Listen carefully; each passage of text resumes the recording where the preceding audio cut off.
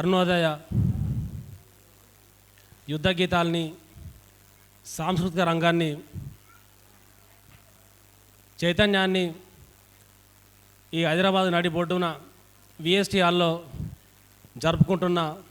దానికి బాధ్యత వహిస్తున్న నాయకత్వం వహిస్తున్న కామ్రేడ్ అరుణోదయ విమలకతో పాటు వివిధ ప్రజా సంఘాలు, ప్రొఫెసర్సు, విద్యార్థి సంఘ నాయకులు, మహిళా సంఘ నాయకులకు ఉస్మానియా యూనివర్సిటీ జేఏసీ పక్షాన, పీడిత కులాల పక్షాన సామాజిక విప్లవ జయజయలు. ఈ దేశంలోనే కాదు, ఈ ప్రపంచంలోనే కళ, సాహిత్యం, కళలు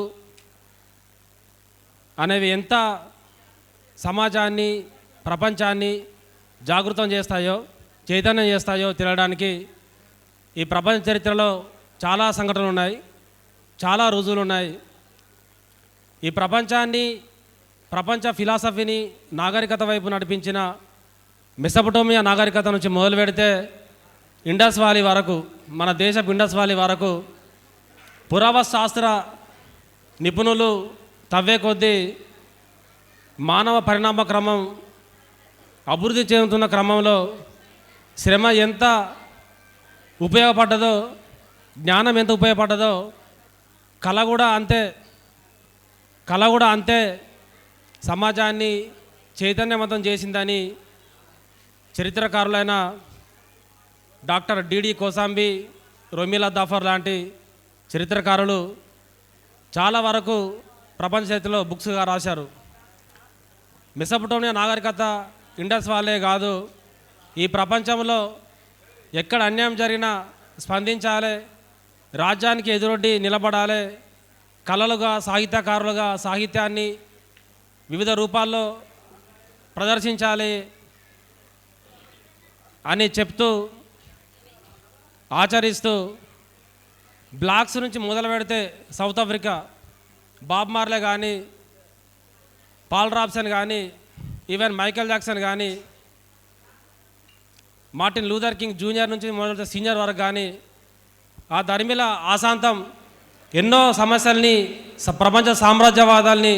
తడుముకుంటూ సౌత్ ఆఫ్రికా నుంచి మొదలు పెడితే నార్త్ ఈస్ట్ సానువల నుంచి ఇండియాకు వచ్చిన భారత విప్లవోద్యమ యుద్ధ గీతం కానూరి వెంకటేశ్వరరావు అయినా, చార్మజుందర్ అయినా, నాగిరెడ్డి అయినా, సిపి రెడ్డి అయినా, ఈ దేశంలో, ఈ సమాజంలో సమస్యల్ని తడవని అంశం లేదు. అది ప్రజాస్వామ్య హక్కుల పరిరక్షణ కావచ్చు, దళిత మైనారిటీల రక్షణ కావచ్చు, ఆకాశంలో సగమని చెప్పుకుంటున్న మహిళలకు కనీసం ఓటు హక్కు కావచ్చు, చట్టసభలలో సమానత్వం కావచ్చు, ఆదివాసులకు స్వయం పాలన కావచ్చు, 1/70 యాక్టు చట్టం యొక్క ఆవశ్యకత కావచ్చు, పీసా యాక్ట్ అమలు కావచ్చు, దళిత బహుజనుల రాజ్యాధికారం కావచ్చు, ఇలా చెప్పుకుంటూ పోతే ఈ సమాజంలో ఎక్కడ అన్యాయం జరిగినా స్పందించాలనే ఒక కనీస సామాజిక మానవీయ విలువల్ని, కనీస సామాజిక న్యాయ సూత్రాల్ని చెప్పి ఆచరించిన గొప్ప సంస్థలలో అరుణోదయ ఒకటి. 2010 ప్రాంతంలో ఒక స్వీడన్ రచయిత జాన్ మిర్దాల్ అనే ఒక social activist, author and writer ఈ దేశం ఛత్తీస్గఢ్ దండకారణ్యంలో దాదాపు 18 రోజులు పర్యటించి ఈ దేశం యొక్క భారత విప్లవం యొక్క ఒక డాక్యుమెంట్ రాశాడు. జాన్ మిర్దాల్ అనే ఒక స్వీడన్ యాక్టివిస్టు, భారత్పై అరుణతారని. చాలామందికి తెలియని విషయం ఏంటంటే, పాపం ఆయన స్వీడన్ యాక్టివిస్ట్ అయిన జాన్ మిర్దాల్ జస్ట్ 2010 తెలంగాణ మూమెంట్ ప్రాంతంలోనే ఇండియాకు వచ్చింది కావచ్చు అని చాలామంది ఆ మధ్యలో చర్చలు జరిపారు. కానీ 1985 మా ప్రాంతంలోనే మా సనుగుల గ్రామానికి పక్కన ఉన్న నిమ్మపల్లి గ్రామంలో బొంతల భాస్కర్ రావు అనే ఒక భూస్వామికి వ్యతిరేకంగా జరిగిన రైతాంగ పోరాటాన్ని రికార్డు చేయడానికి స్వీడన్ నుంచి ఇండియాకు రావడం జరిగింది. ఆ పోరాటానికి నాయకత్వం వహించిన comrade Rajanna alias Bahujan alias Amar ఈ దేశంలో, ఈ రాష్ట్రంలో, ఈ తెలుగు నేలపైన, ఈ పీడిత కులాలపైన అరుణోదయ సాంస్కృతిక సమాఖ్య ఎంత చారిత్రాత్మక అవసరం ఉన్నదో ఆ రోజే డాక్యుమెంట్లో వివరించడం జరిగింది. అంత అద్భుతమైన ప్రజాకళల్ని, సాహిత్యాల్ని ఈ తెలుగు నేల ఎప్పటికీ మర్చిపోదు. ఎందుకంటే అల్లికలన్నీ అంటరాని అవుతాయి, రాతలన్నీ రాజా నిలుచుంటాయని కామ్రేడ్ కళ్యాణరావు రాసిన మాట ఇప్పటికీ ఆచరిస్తూ కామ్రేడ్ మిత్ర కానీ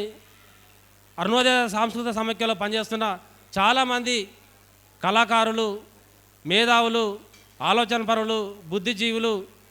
వివిధ రూపాల్లో సమాజాన్ని జాగృతం చేసే క్రమంలో, చైతన్యం చేసే క్రమంలో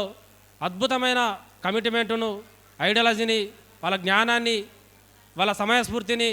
ఈ సమాజం కోసం దారపోసిన సందర్భాలు చాలా ఉన్నాయి. కాబట్టి 50వ అరుణోదయ సాంస్కృతిక సమైక్యకు ఆ వారసత్వాన్ని కొనసాగిస్తున్న కానూరి వెంకటేశ్వరరావు కావచ్చు, ప్రపంచ పీడిత జాతులు, కులాలు, ప్రజలు విముక్తి కావాలనే ఏకైక ఎజెండాతోటి ముందుకు సాగుతున్న కళాకారులకు, అరుణోదయ సాంస్కృతిక సమైక్యకు మా ఉస్మానియా యూనివర్సిటీ పక్షాన సామాజిక విప్లవ జేజేలు తెలియజేస్తూ ఈ అవసరాన్ని, ఈ చారిత్రక సందర్భాన్ని ఖచ్చితంగా ప్రతి ఒక్కరూ రికార్డు చేయాల్సిందిగా, చరిత్రలో రికార్డు చేయాల్సిందిగా మరొకసారి కోరుకుంటూ ఈ అవకాశం ఇచ్చిన కామ్రేడ్ విమలక్కకు, అరుణోదయ సాంస్కృతిక సమైక్యకు మరొకసారి విప్లవ జయజయాలు. థ్యాంక్ యూ అక్క.